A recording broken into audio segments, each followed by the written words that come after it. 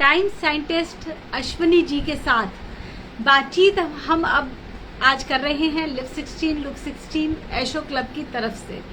कौन नहीं चाहता 16 के जैसे बने रहना, यंग दिखना और यंग फील करना, ये नेचुरली हम सब की डिजायर होती है। और इसीलिए हम टाइम साइंटिस्ट अश्विनी जी से हर रोज डिस्कशन करते हैं। बहुत सारे सब्जेक्ट्स ऐसे हैं जो हमारी डे टू डे लाइफ से जुड़े रहते हैं। आज हम बात करने जा रहे हैं हमारे प्रोफेशन के बारे में, करियर के बारे में, इंडस्ट्री के बारे में, मार्केट के बारे में। इन सभी सब्जेक्ट्स पर हम डिस्कशन करेंगे अश्विनी जी से। मैं हूँ Krishnika, Nidhi Kansal, anchor digital living, physio virtual solutions की एक्सपर्ट। आज तो प्रणाम अश्विनी जी, और आपका बहुत बहुत स्वागत है हमारे इस प्रोग्राम में। अश्विनी जी, आप टाइम साइंटिस्ट हैं, तो आप नेचुरली आपने एक अनुभव पूरे जीवन का आपके पास है, इंडस्ट्री में आपने काम किया ही है। तो पुरानी टेक्नोलॉजीज, एंशियंट टेक्नोलॉजीज जिन्हें हम कहते हैं, क्योंकि एक दौर वो भी था जब हम सारी एक्टिविटीज हाथों से करते थे, फिर एक दौर आया मशीनों का, और आज दौर है ऑटोमेशन का। तो इस सारे एंशियंट टेक्नोलॉजीज से लेटेस्ट टेक्नोलॉजीज तक जो ये ट्रांजिशन है, इसे आप किस तरह से देखते हैं? देखिए, ऐसा है कि आपने एक सुना होगा, जन्माष्टमी एक बहुत ही इंटरेस्टिंग फेस्टिवल आता है हर साल। हाँ जी। एक्चुअली ये फेस्टिवल है क्या? ये तो एक जन्मदिन है। अगर देखा जाए तो ये तो जन्मदिन ही तो है। जन्माष्टमी, जन्माष्टमी किस उपलक्ष्य में मनाई जाती है? कृष्ण के पैदा होने में। हाँ जी। तो नेचुरली जब पैदा हुए तो एक त्योहार था जी। और हम हर साल जन्माष्टमी ही क्यों मनाते हैं?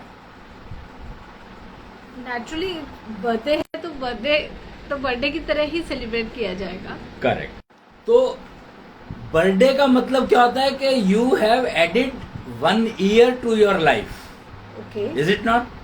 Of course. और जन्माष्टमी मनाने का मतलब क्या है कि हम उसको पैदा होने दे रहे हैं।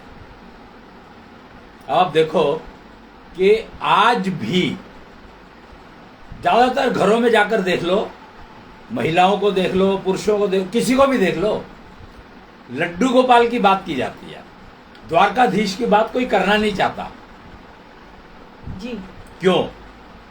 जो प्यारा लगेगा, जो अट्रैक्टिव लगेगा, हम उसी की बात करेंगे। पर इसका मतलब ये थोड़ी कि वो बड़ा नहीं हो रहा। वो प्यारा तो लगेगा, ठीक है, तो इसका मतलब थोड़ी तुम हर साल उसको पैदा करोगे।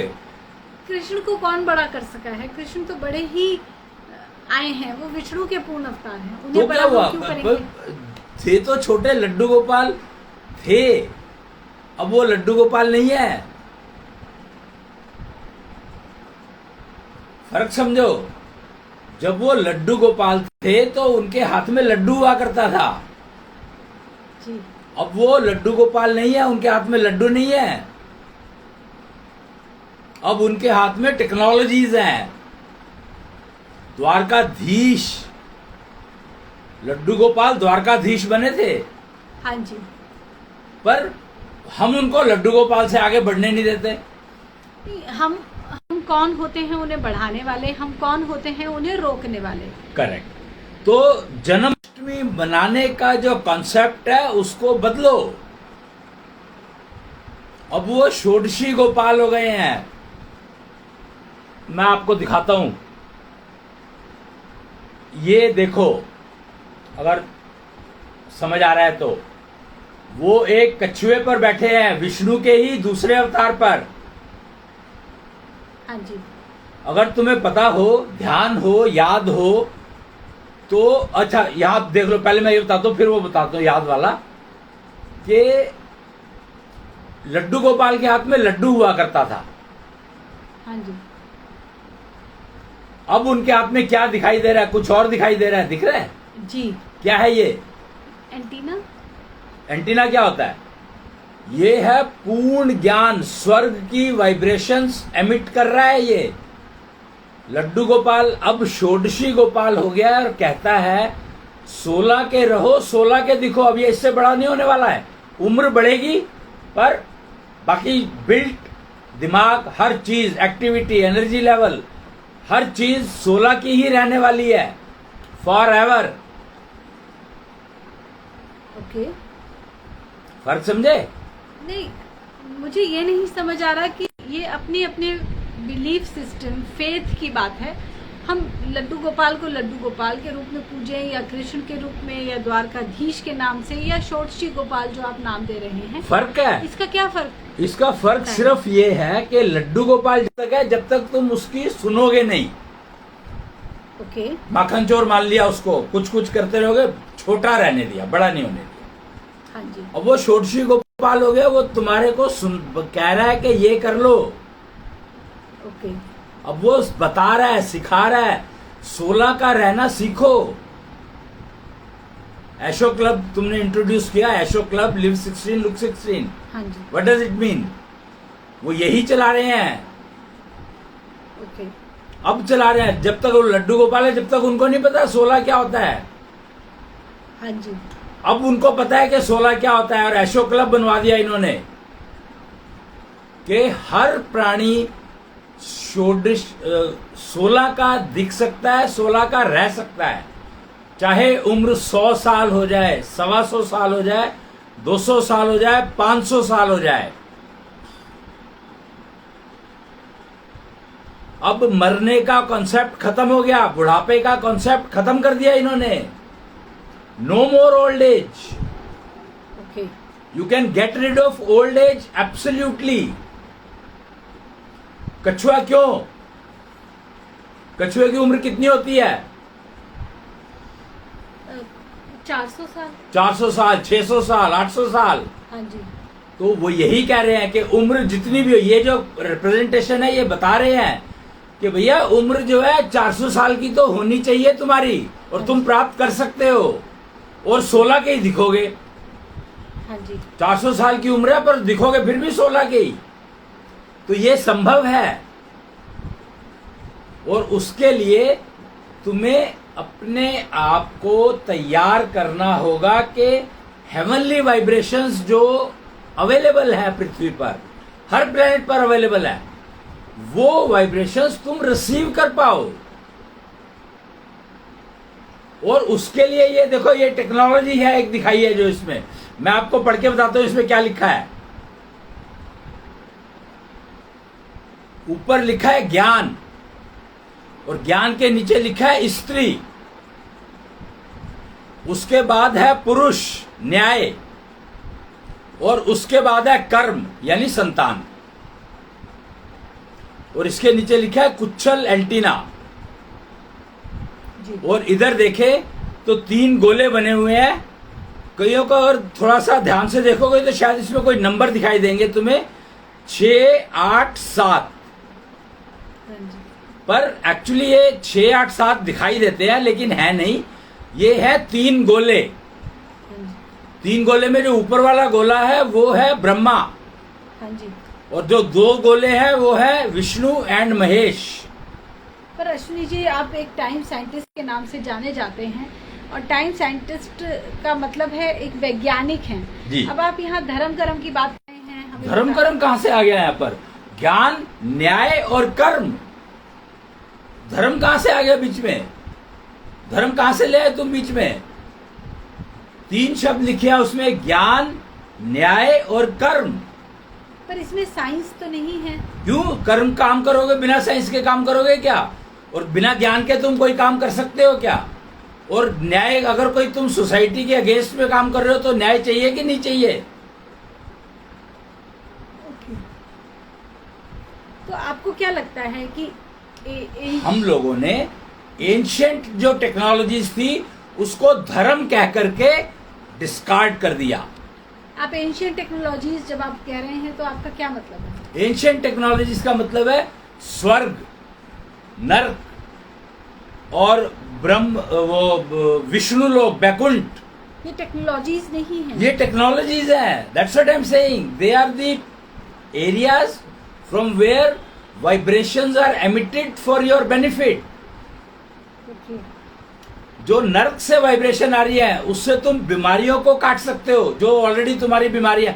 कर्म फल भुगतने के लिए कहते हैं ना, कर्म करते हो तो उसका फल मिलेगा ही मिलेगा। हाँ जी।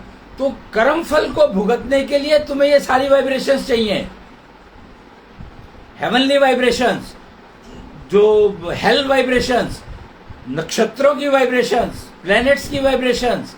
एस्ट्रोलॉजी पूरी की पूरी क्या कर रही है, क्या बता रही है? वो कहते हैं ग्रह तुम्हारी लाइफ को इफेक्ट करते हैं। हाँ जी। एस्ट्रोलॉजी कहती है ना कि ग्रह तुम्हारी लाइफ को इफेक्ट करते हैं। जी। What does it mean? कि जो ग्रहों की पोजीशन है उसका इफेक्ट हमारी लाइफ पे नहीं, ग्रहों की पोजीशन, ग्रह जो है एनर्जी एमिट करते हैं। हाँ जी, उस एनर्जी को तुम रिसीव करते हो, बिल्कुल। तो वो इफेक्ट हुआ। ग्रह इफेक्ट करते हैं का मतलब है कि जो ग्रह एनर्जी रिलीज कर रहा है, उस एनर्जी को वो एनर्जी तुम्हारी लाइफ को डिस्टर्ब कर रही है। अश्विनी जी, एक नाम आता है स्यूडो साइंस। स्यूडो साइंस का मतलब है कि हमें कहा जाता है कि ये साइंस है या साइंस जैसा है, लेकिन एक्चुअली वो एक एब्स्ट्रैक्ट सा कंसेप्ट होता है, उसके बारे में हम कुछ पक्के तौर पे नहीं एब्स्ट्रैक्ट है ही नहीं ना, वही तो मैं कह रहा हूँ। तुम्हारे जीवन में जो वो कहते हैं कि स्वर्ग नर्क कहीं नहीं है, आप तुम्हारे जीवन में है। ये तो बात कही जाती है कि नहीं कही जाती? इसका मतलब क्या है, क्यों कही? अगर ये साइंस नहीं है तो ये बात कही क्यों गई? हम मान लेते हैं, अगर हम इसको एब्स्ट्रैक्ट की बात करते हैं तो मान लेते हैं स्वर्ग कहीं पर है, नर्क कहीं पर है, और वो वहीं पर है। जब मरते हैं उसके बाद वहां जाते हैं, तो फिर क्या होता है पता नहीं। तो उसको हमने ये कर दिया, जबकि स्वर्ग और नर्क तो तुम्हारे जीवन में है। अगर तुम्हें कष्ट है तो तुम्हारा जीवन आनंदपूर्वक हो सकता है क्या? If you are living in pain, that means you are living in hell. And if you are living in enjoyment, happiness, then you are living in heaven. बिल्कुल। So that's it. So these technologies are meant, the ancient technologies were actually technologies, pure technologies. They were getting used all the time. अभी भी है, हो रही है वो use. Heaven से, heaven is not in here. Heaven is a area defined somewhere in universe. हाँ जी। Heaven is a area defined in universe. Okay. Similarly, hell is a area defined in universe. हाँ जी। Then planets are there which are placed in universe. Ji. Sun, moon, all they are sources of energy. Each human being is a source of energy. Each entity present on the planet Earth or anywhere in universe is a source of energy. कैसे? कि सोचो कि science की बात करते हैं हम, atom. जी। Science की बात करते हैं, एटम की बात करते हैं। कोई ऐसी चीज है, कोई एक ऐसी चीज मुझे बता दो जिसमें एटम नहीं है। नहीं, हर चीज में एटम है। फिर तो एनर्जी तो हो गई ना। एटम का मतलब ही है they are binded. Atom means we have two types of atom, एक इलेक्ट्रॉन है, एक प्रोटॉन है, फिर एक न्यूट्रॉन भी आ गए। तो वो सारे के सारे एक उसमें रह रहे हैं। एटम के अंदर जो कंपोनेंट है वो रह रहे हैं, वो चल रहे हैं, दे आर सर्वाइविंग हाँ जी। And they are releasing energy. Atom bomb क्या है? वो यही है कि उस एनर्जी को कंसंट्रेट कर लिया जाता है। नहीं, एनर्जी कॉन्सेंट्रेटेड है, उसको रिलीज करते हैं तो वो एटम बम बन जाता है। So energy is available. हाँ जी। तो that's what I am trying to say, each entity is a source of energy. Okay. Cancer क्या है? Cancer is a unsynchronized portion in your body which is not able to work with the heartbeat. Okay. तो हर pen, every pain is means you are receiving vibrations of hell more than anything else. अच्छा। Pen का मतलब यह है कि तुम्हें vibrations hello की मिल रही हैं। ये बात मान लो, समझ लोगे तो सुखी रहोगे, क्योंकि ये ज्ञान एंशिएंट टेक्नोलॉजी ने दिया है। और लेटेस्ट टेक्नोलॉजी क्या है कि हमें कौन सी वाइब्रेशन रिसीव करें, that we should be able to define, rather than कि we are receiving the vibrations are available. See, try to understand. Ancient ज्ञान कहता है, एंशिएंट टेक्नोलॉजीज कहती हैं all vibrations are available everywhere in entire universe. हाँ जी। What you want to receive, you should prepare that way. Okay. जैसे सूर्य की बात करते हैं हम लोग, सन इज रिलीजिंग एनर्जी, ये बात किसको नहीं मालूम है? सबको पता है। चंद्रमा एनर्जी रिलीज करता है, किसको नहीं मालूम है? जी बिल्कुल। पर do you know what energy they are releasing? हाँ, सन की एनर्जी हीट एनर्जी होती है, गर्म एनर्जी होती है, तो we use it for heating purposes, या सोलर एनर्जी को हम यूज करके घर में या इवन फैक्ट्रीज में, इंडस्ट्रीज में एनर्जी रिक्वायरमेंट को पूरा कर सकते हैं। करेक्ट। तो इसका मतलब सूर्य इज रिलीजिंग एनर्जी। हाँ जी। तो we are using one part of it as a heat. Okay. How stupid we are. One part of it we are, that is the problem. That latest technologies की जो नई modern, so called modern technologies की problem यही है कि they divide, they cut and try to understand. तो surgery करके वो डायसेक्शन करके योग सीखते हैं। That is the problem with the modern science, and that is why they are not able to learn anything. Dissection तो करना पड़ेगा ना, अगर हमें किसी बॉडी पार्ट को ठीक करना है तो डायसेक्शन करना पड़ेगा। क्यों करना पड़ेगा? ऑपरेट कैसे करेंगे? अगर ऑपरेट करने की जरूरत नहीं है। ऑपरेट करने के लिए you start using holistic approach की बात करते हो। You try to understand the meaning of holistic. जिस बॉडी पार्ट में प्रॉब्लम है उस बॉडी पार्ट को डायसेक्ट किया जाता है। तो वो बॉडी पार्ट को ढूंढो क्यों? We have a problem in the body, consider it that way. Entire body is one. ये तो नेचुरोपैथी का कंसेप्ट कि एंटायर बॉडी इज वन, लेकिन आपका सपोज आपका घुटना बहुत ज्यादा दुख रहा है तो उसको आपने रिप्लेस करा लिया, थोड़ा सा डायसेक्शन कराया, उसमें कुछ कंपोनेंट आपने रिप्लेस करा लिया, तो नी नेचुरल, जब नेचुरल कंपोनेंट तुम्हारा रिकवर हो सकता है तो रिप्लेस कराने की जरूरत क्या है? तुम रिप्लेस किससे करोगे? It will give you only problems. फिर तो ज्यादा बेटर है कि मैं अपना हाथ काट दूं और यहाँ पर आर्टिफिशियल हाथ लगा लूं, ओरिजिनल हाथ को यूज ही ना करूं। अगर आपको कष्ट दे रहा है आपका हाथ तो नेचुरली आप ये कर सकते हैं। अच्छा, what is better? You try to recover your original hand और you will try to replace it? कई बार रिकवरी पॉसिबल नहीं है। तो ये definitely this confusion has come because of modern science के रिपेयर पॉसिबल नहीं है, रिकवरी पॉसिबल नहीं है। Recovery is possible till the time we realize that sun is releasing energy, not heat energy, not light energy. If it is releasing energy, try to use entire energy and then you will see. Okay. हम लोगों की problem यही रही है कि we started learning through dissection, which is the massive problem, major problem. We cannot learn योग, we cannot learn योग with dissection. काट करके योग ने सूक्ष्म, हमारी प्रॉब्लम क्या हुई है? Why we misunderstood? That we thought सूक्ष्म करना है, सूक्ष्म और स्थूल में फर्क करना नहीं आया। हमने स्थूल को काट काट करके छोटा करना सीखा। सूक्ष्म का मतलब छोटा मान लिया, छोटा कर लो।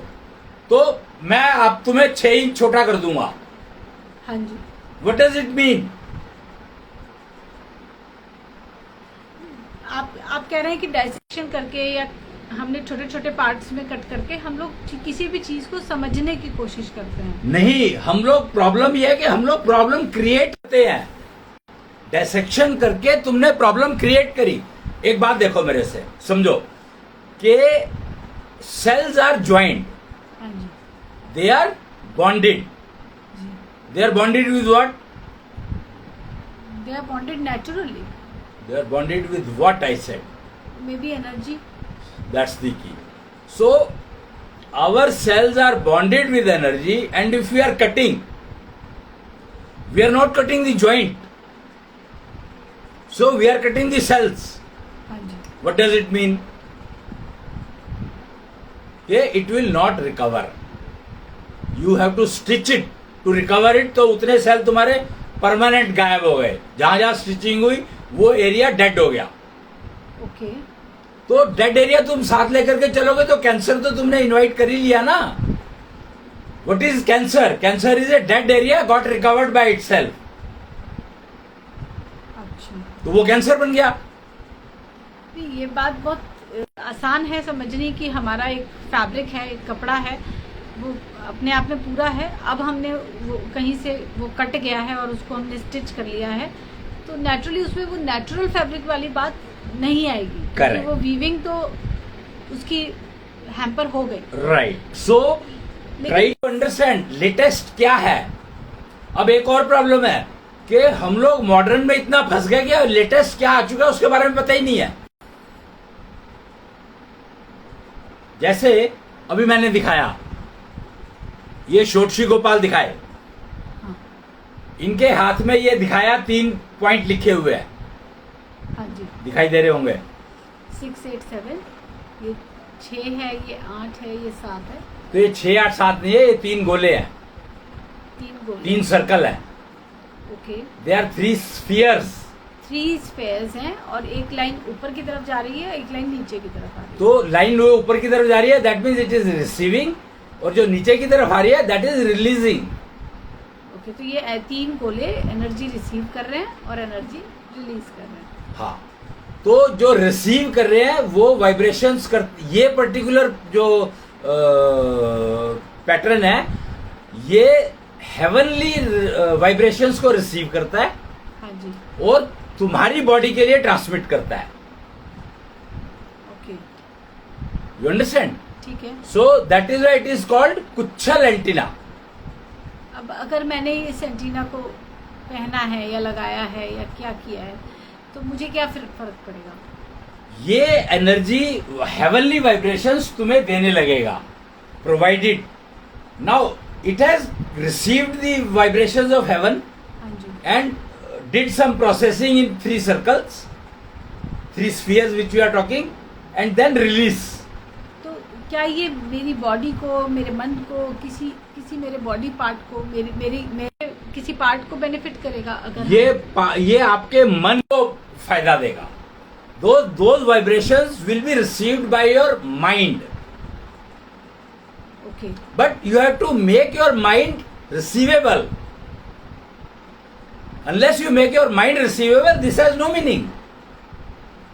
अगर माइंड रिसीवेबल बना ही लिया तो इन सब चीजों की जरूरत क्या है? अगर मन हमारा शांत है, प्रसन्न शांत को मैंने कहा ही नहीं, रिसीवेबल की बात कर रहा हूँ। है, रिसीवेबल का क्या मतलब? Heavenly energies you are able to receive.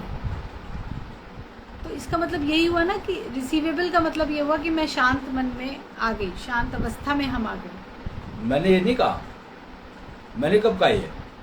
Receivable का क्या मतलब है? कि हेवनली वाइब्रेशन अगर तुम्हारे मन को मिलेंगी तो it will give you happiness. Happiness तो शांत होना is not happiness, minded.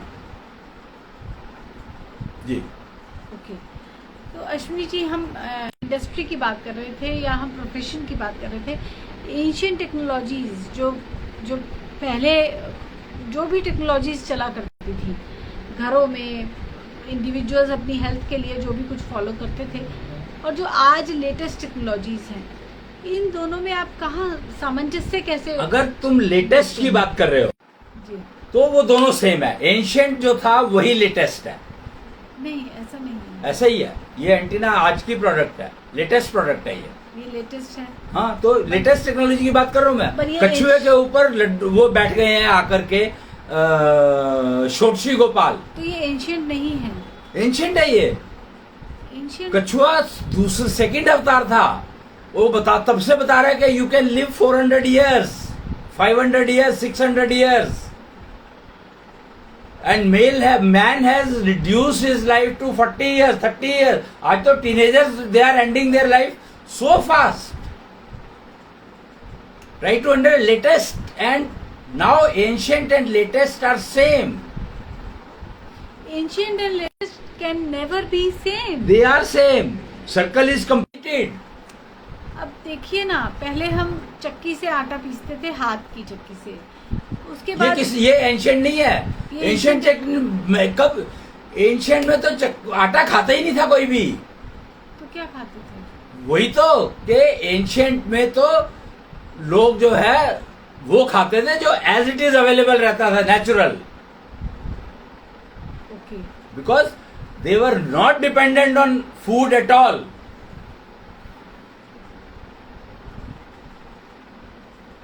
That's what I'm trying to say. ये जो आपने बताया कि हेवनली वाइब्रेशंस को हम रिसीव कर सकते हैं, आपने एंटीना की बात की या षोडशी गोपाल की बात की, वो कच्छप अवतार पे बैठे हैं लड्डू गोपाल, तो उनको हम षोडशी गोपाल कह रहे हैं। हाँ, तो क्या इन सब टेक्नोलॉजीज को यूज करके भी हमें इट इज कन्वेइंग यू यार, देखो कमाल, मतलब इट इज कन्वेइंग यू कि 16 के रह करके 400 साल के भी तुम 16 के दिख सकते हो। कछुआ is 400 years and 16 is 16. That you can remain at the age of 16 even though your count has increased to 400 years. That is what I'm trying to say. Ancient is latest today. Okay. That's what I'm trying to say. So you are living in a obsoleted world right now. Latest has already come 20 years back. 80 Dakshanya Samvat. You are living in Vikrami Samvat. You are living in that English calendar. You are living in Shaka Samvat. I don't know what Samvat you are living. Latest is Dakshanya Samvat. Are you aware of that? 18th year is going to start on 12th of September. Dakshanya Samvat is the latest. So try to understand that Dakshanya Samvat means Daksh we are talking. दक्ष कौन थे? दक्ष पार्वती के पिता थे, पहले मनुष्य जिन्होंने परिवार बसाया। यानी कि दक्ष का जो फैमिली था वो first family was Daksh. Okay. और लोगों को यही प्रॉब्लम है कि हमें ये समझ में नहीं आया कि we started bothering about Brahma ji, we started talking about beyond Daksh. We never tried to understand that first family was Daksh family. Okay, तो दक्ष आप अभी कह रहे हैं कि दक्षिणीय संवत ये लेटेस्ट है। ये लेटेस्ट है। कैसे? आई मीन क्या ये दक्ष जी का शुरू किया हुआ है? नहीं, ये वो टेक्नोलॉजीज लेकर के आया है जो टेक्नोलॉजीज उस समय में यूज होती थी, ancient. Dakshanya Samvat is the Samvat which has started with the technologies which were existing in that duration when Daksh family started. But एक टाइम सिस्टम है दक्षिण संवत, जो मैं समझ पा रही हूँ वो एक टाइम सिस्टम है, जैसे विक्रमी संवत है या बिल्कुल टाइम सिस्टम है. इसमें टेक्नोलॉजीज तो कहीं नहीं है. टेक्नोलॉजी लेकर आया calendar. I said that technologies लेकर आया. It has brought all those technologies along with it, which are able to give you life of 400, looking like 16. Okay. It has brought all those technologies, everything, whatever you require to live for 400 years and working like 16 age 16. The energy level, the strength, the enthusiasm, everything you will have as you had at the age of 16. Okay. That's what I'm trying to say. This combination, each person should have this combination with him or her. That will keep reminding that I can live up to 400 years minimum. जी. तो अश्विनी जी, जब हम Asian technologies की बात करते हैं, देखिए बहुत ज़्यादा जानकारी मुझे नहीं है, पर मैं ये बात समझती हूँ कि इतना स्ट्रेस जो आज हम लाइफ में है, या इतना पोल्यूशन जो हमारे आसपास है, इतना करप्शन है, वो शायद पहले इतना नहीं था. तो नहीं, मैं यहाँ पर I don't agree to this, because एक उसकी जो कैपेबिलिटी है, मान लो 10 लाख रुपए कमाने की है. ओके. तो वो 10 लाख रुपए कमाने की कैपेबिलिटी है, तो 10 लाख रुपए कमाएगा ही ना. हाँ जी. फिर वो कैसे कमाएगा? उस प्रोसीजर तो जो भी अडॉप्ट कर लो, उससे क्या है. अब आपने जब बात पैसे कमाने की है, तो यहाँ प्रोफेशन की बात करते हैं.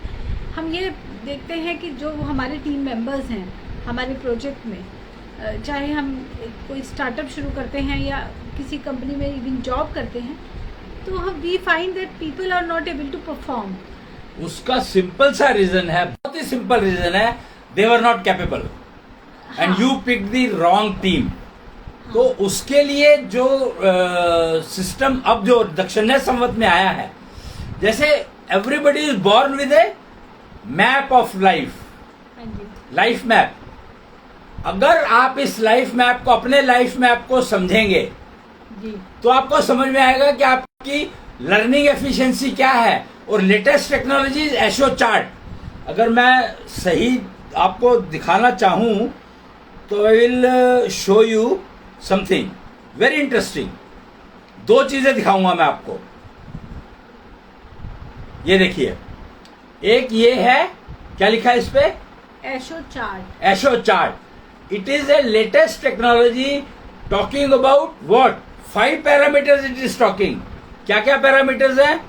ई स्क्वेयर कोशेंट, जी. Super BMI, Esho quotient, spiritual eligibility, Esho निधि.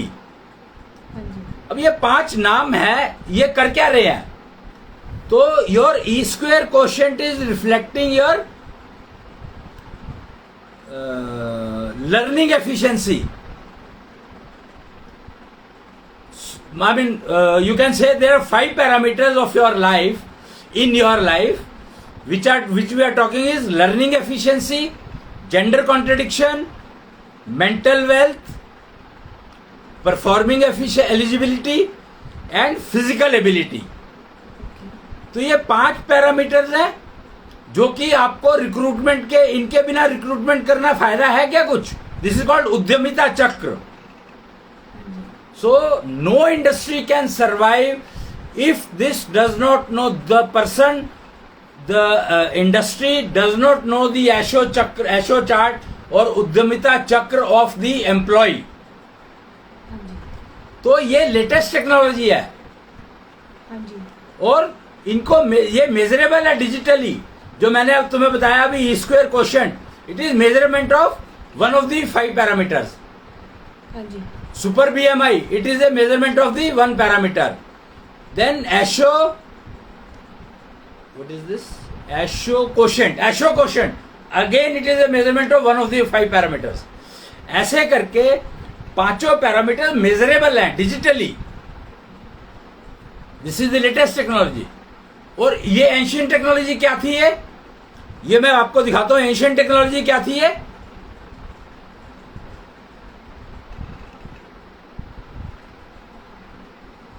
पाल्मिस्ट्री से क्या लेना देना है? करेक्ट. सो ये पाल्मिस्ट्री देखो, 5 उंगलियां हैं.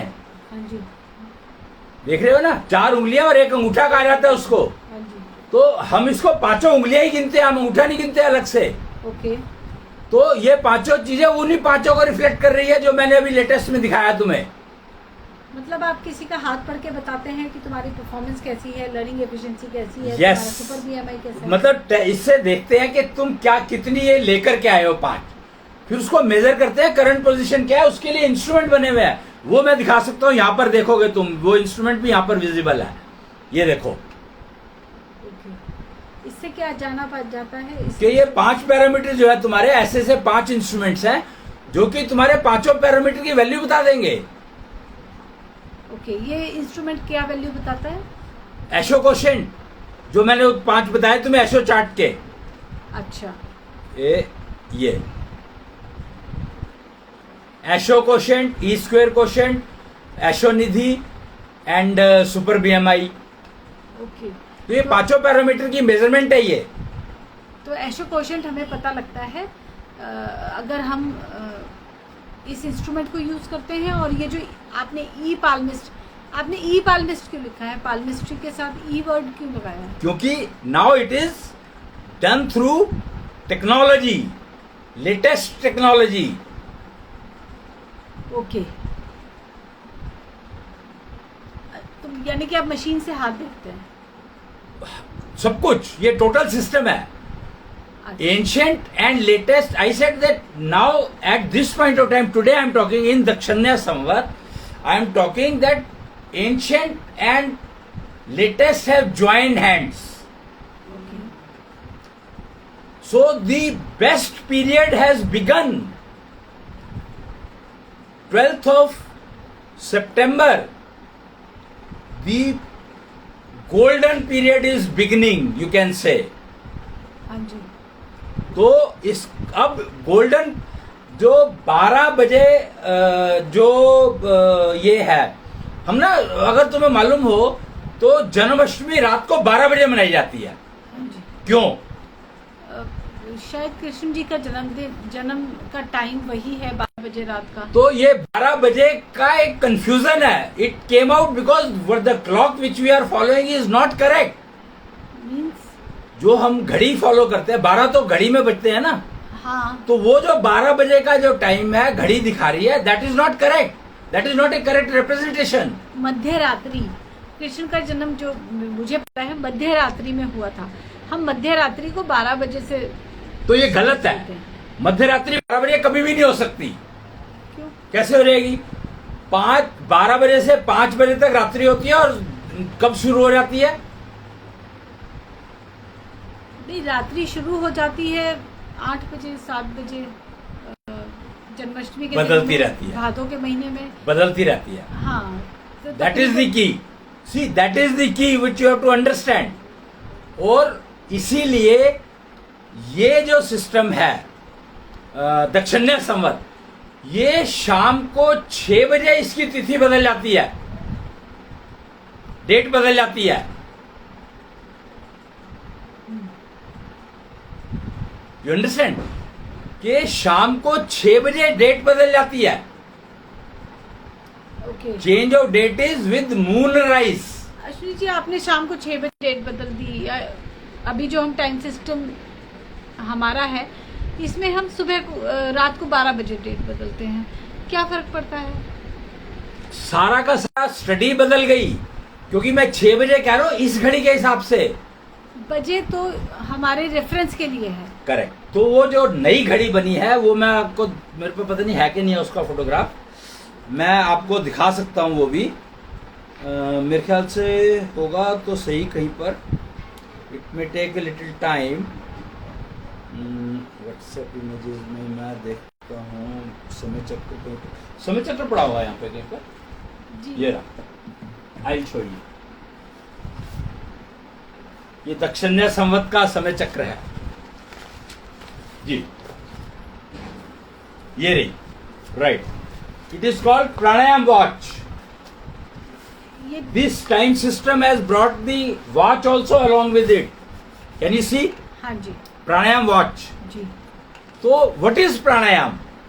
प्राणायाम हम करते हैं, it's kind of an exercise to keep Right. Ourselves healthy. So this watch is connected with your breathing, not with the I don't know what that current watch which we are using 12 घंटे वाली, वो किसी से connected है पता ही नहीं है। कोई सोर्स ऑफ उसका रेफरेंस क्या है? मेरी ब्रीथिंग आपकी ब्रीथिंग से अलग है। करेक्ट। तो अब मेरी वॉच आपकी वॉच से अलग चलेगी। तो डेटा माइनिंग को समझो, एवरेज निकालो। तो हम मीटिंग, अब सपोज मैंने एक मीटिंग रखी और 4 एम्प्लॉयज को मैंने कहा कि you have to meet join this meeting at 4 PM। Right. अब मैं सपोज वो प्राणायाम वॉच फॉलो कर रहे हैं, तो मैं क्या कहूंगी? तो उसमें 3:30 बजे होंगे या 3 बजे होंगे। See the difference, try to understand the difference between the old watch which obsoleted watch I call it and pranayama watch. हाँ जी। क्या फर्क है कि ये जो घड़ी है, हाँ जी। ये आपको 10 आवर्स का सिस्टम बता रही है। हाँ जी। The day is 10 hours and night is 10 hours. It has no connection with sunrise and no connection with moonrise. Try to understand what I am saying. It has no connection with any artificial or any entity. It is in absolute. It is working in absolute terms. तुम्हारा sunrise का time हर समय बदल जाता है। हाँ जी। तो एक तुमने घड़ी बना दी जिसको सनराइज से डिस्कनेक्ट कर दिया, because that our watch, that current watch is not connected with sunrise. बिल्कुल ठीक है ना? ठीक है। तो डेट, चेंज ऑफ डेट का हमने एक रैंडम वो बना दिया कि 12 बजे डेट बदल जाती है। ठीक है। 12 बजे 12 हर जगह पे अलग अलग बदलते हैं। हाँ ठीक तो है। यूनिवर्सल नहीं हो सकता सिस्टम वो। हाँ, वो सिस्टम यूनिवर्सल तो नहीं हो सकता। करेक्ट। तो ये सिस्टम यूनिवर्सल है, everywhere it is going to work because it is not connected with your sun and moon. कैसे ये यूनिवर्सल कैसे? क्योंकि ये इसमें जो टाइम दिखा रहा है 9 बजे का, हाँ तो 9 बजे का टाइम दिखा रहा है यहाँ पर भी और वहां पर भी और वहां पर भी, because it has not connected with the sun. Our existing clock is not connected with the sun movement. तो ये किस चीज से कनेक्टेड है? नेचुरल, नेचर से कनेक्टेड है ये। तो नेचर भी तो सब जगह अलग अलग है। तुम नेचर की बात नहीं कर रहे हो, तुम जंगल की बात कर रही हो। नेचर को समझो, नेचर क्या है? नेचर क्या है? Universal, nature is universal. Nature, how can nature be different everywhere? अब कहीं पे रात को 8 बजे अंधेरा होता है, 8 बजे 6 तब तक, 8 अंधेरा बजे होता है। तब तक होता है जब तुम उस घड़ी की बात कर रहे हो। ओके, अंधेरे से घड़ी का क्या कनेक्शन? हाँ जी। फिर इस घड़ी का बेनिफिट क्या है? इस घड़ी का बेनिफिट है, it will keep connected you with the nature of yours. मेरी नेचर थोड़ी, नेचर तो यूनिवर्सल है। हाँ, तो it will- तुम्हारी तो नहीं है ना। सी, एक नेचर यूनिवर्सल है और एक तुम्हारी पर्सनल भी तो है। हाँ जी, each individual has its own nature. हाँ जी। So how to bring sync between two? And that is what is called living with nature. That your nature should be in sync with the nature of the universe. This clock brings the connectivity between your nature and nature of universe. That is the key. Ashwini ji, clock तो clock है, दीवार पे घड़ी, दीवार पे टंगी हुई घड़ी शाम के 4 बजे बता रही है। या शाम आपका- के, again, don't आपका go ये- wrong. See, again you are confused. शाम को शाम के 4 बजे का क्या मतलब है? शाम हो जाती है। It's like sun Again, that's what. set होने लगता है। Obsoleted system में तुम यही कहोगे। Obsoleted system is the responsible for all this confusions. ठीक है, मैं मान लेती हूँ कि जो हमारा अभी जो हम टाइम सिस्टम फॉलो कर रहे हैं या जो कैलेंडर हम फॉलो कर रहे हैं ये ऑब्सोलेटेड है। ओके, क्योंकि जो रिजल्ट्स हमें मिल रहे हैं वो रिजल्ट्स ऑब्सोलेटेड वाले मिल रहे हैं, तो आई एग्री टू इट कि ये ऑब्सोलेटेड It है। is disconnecting you with nature and it is connecting you with one planet. See, the problem is, try to understand, planet is not nature. Planet कौन सा? ये तो सन और मून से connect, सन से बात एक ही है ना। What I am trying to say is that try to understand. I am talking about nature. So nature of universe and nature of individual. हाँ जी, If they come in sync, you are bound to have enjoyment in complete. Happiness will ever remain. You will never fall sick. तुम 400 साल के होकर भी 16 के दिखोगे। You will learn to live in present all the time. You will not bother about future. You will not bother about past. You will always be in present. And your age will be 400, 600, 1000, 2000, 5000, 10,000 possible. It is only possible. जितना तुम universal nature के साथ अपनी nature को sink करते जाओगे, उतना ही तुम अपनी जिंदगी को बेहतर और बेहतर बनाते चले जाओगे। ओके, दैट इज द की। के लिविंग इन प्रेजेंट का मतलब है कि you are syncing your nature with your nature of the universe. Try to understand the nature of the universe. जो एंशिएंट सिस्टम है, they were always talking about the nature of universe, and the current, the latest system is how to connect with the universe. Ancient system आपने कहा कि हमेशा nature के बारे में बात करता था। Universe, nature of universe, and Nature of remain universe. connected with universe. इसके बारे में कोई एग्जाम्पल दे सकते हैं कि एंशिएंट सिस्टम? ये दिखाया तो मैंने, षोडशी गोपाल। ये तो लेटेस्ट है। किसने कहा? कछुआ। हाँ, कछुआ वो इज एन एंशिएंट प्राणी हम कह और सकते हैं। लेटेस्ट कृष्ण। कृष्ण को आप लेटेस्ट कहना चाहते हैं तो कह सकते हैं। आखिरी अवतार, पूर्ण अवतार। पूर्ण अवतार। तो लेटेस्ट टेक्नोलॉजीज, जो एंशिएंट टेक्नोलॉजीज थी, वो हमें नेचर ऑफ यूनिवर्स से सिंक में रहना सिखाती थी, बताती। वहां पर तब नेचर से सिंक में रहते ही थे लोग। और अब ancient latest technologies latest technology में those technologies are made available which you can, if you start using them then you can start coming back to your syncing with the your nature, syncing with the nature of universe. Ashwini ji, इसका हमें benefit क्या है अगर हम ये sink ले आते हैं? बताया ना, बेनिफिट क्या है? 400 साल, 600 साल, 800 साल, 1000 साल, 10,000 साल, 1 लाख साल, 10 करोड़ साल, any life you can achieve. यानी कि जो पहले हम सुना करते हैं कि ये ऋषि 10,000 साल तक जिए थे या समथिंग ऑफ दैट। देखो, मैं तुम्हें एक चीज दिखाता हूँ, very interesting about this. This is showing A table, can you see that? हाँ जी। ये टेबल क्या बता रही है कि ये टेबल बता रही है हमें घड़ी के बारे में। एक सूर्य 10 प्राण, एक चंद्र 10 प्राण, एक प्राण इज नथिंग बट आवर, जिसको हम आज एक घंटा कहते हैं, 1 आवर। हाँ जी। दिस इज कॉल्ड प्राण इन दिस। ओके। और जिसको हम मिनट कहते हैं, इट इज कॉल्ड श्वास इन दिस। ओके, तो यानी कि 100 मिनट्स हो गए 1 घंटे में। हाँ, और जिसको हम सेकंड कहते हैं, इट इज कॉल्ड क्षण इन इट। 10 सेकंड्स हो गए 1 मिनट में। ठीक है। ओके।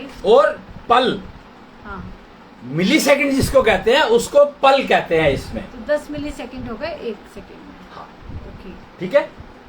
तो अभी हम जो अब यहाँ पर इसको बड़ा सिंपल समझो कि if you stand in front of this clock, जी दिस वॉच, जी, so you will find that average person I am talking about, that you will find that your breathing is 1 क्षण। मतलब तुम 1 सेकंड में 1 सांस ले रहे हो, पर वो वाला सेकंड नहीं जो तुम्हारा ऑब्सोल्यूटेड घड़ी का है। हाँ। इस घड़ी का 1 सेकंड इज योर 1 ब्रेथ। अभी जो हमारी नॉर्मल सांस चल रही है सपोज, हाँ तो मैंने एक सांस ली, हाँ, वो मेरा 1 क्षण हो गया। इस घड़ी के हिसाब से देखोगे तो it will synchronize. It will synchronize. हाँ, each क्षण you are taking 1 breath. If you stand in front of this clock, and you will find that each breath of yours is 1 second shown in this.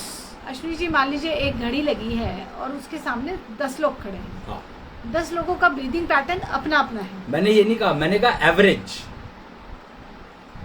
Average. Average आता है। If you are breathing average, हाँ average breathing अगर तुम maintain करते हो तो you know what is your as?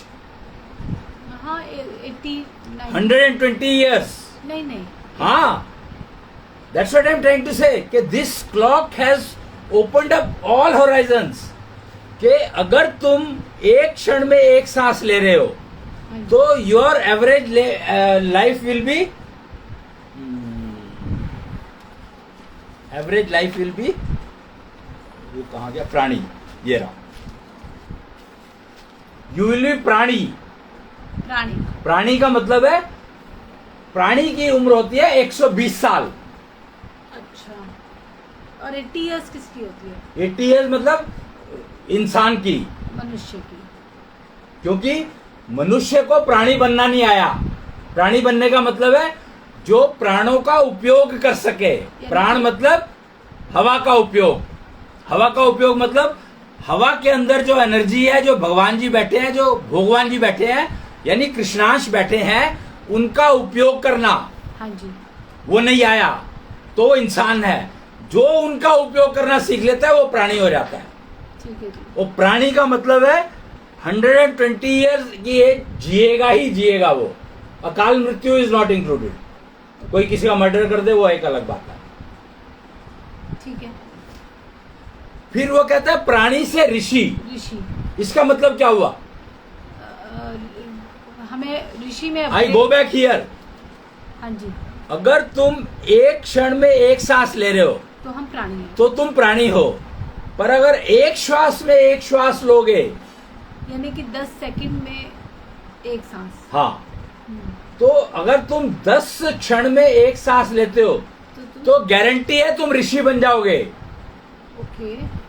ऋषि का मतलब क्या हुआ? कितने साल जिए? 1200 साल। अरे okay. That's what I am trying to say. तो यानी कि धीरे धीरे सांस लेंगे तो धीरे धीरे मैंने नहीं कहा है अभी। यही तो अगर है। तुम लेटेस्ट टेक्नोलॉजीज का यूज करोगे तो ये पहुंचोगे। मेरे को नहीं पता, अभी सांस की बात नहीं कर रहा हूं मैं, I am talking about technologies. आप सांस की तो बात कर रहे हैं, पर एक क्षण में एक सांस लेते हो या अरे एक यार, पल में एक सांस श्वास मैं में। तो ये बता रहा हूं कि this is the way you have to proceed if you want to go this way. Okay, that's what I am trying to say, and all these technologies are made available. अच्छा that's what I am trying to say. तो ऋषि बनना संभव है, जी that's what I am saying. महर्षि बनना संभव है, जी, ज्ञानी बनना संभव है, देव बनना संभव है। ठीक है जी। वो यही है कि तुम अपनी यहाँ पर अपनी मेजरमेंट करते चले जाओ और ये प्राप्त करते चले जाओ। जी, प्राणी से परिवार, परिवार से कुटुंब, कुटुंब अर्थात वसुधैव कुटुंबकम, और प्राणी से ऋषि, ऋषि से महर्षि, महर्षि से देव, देव से विदेव। वी मतलब विशिष्ट देव। अब यहाँ पर आ जाओ, तीसरी टेबल। ओके,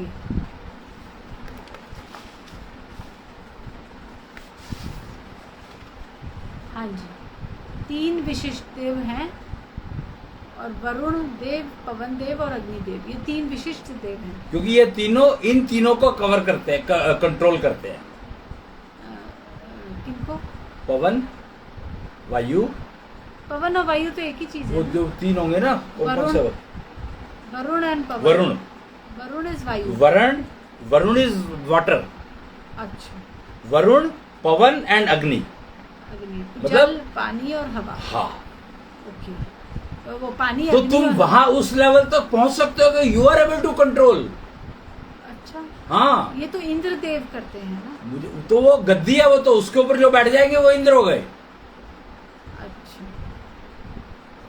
ओके, तो आपने ये टाइम सिस्टम बनाया है।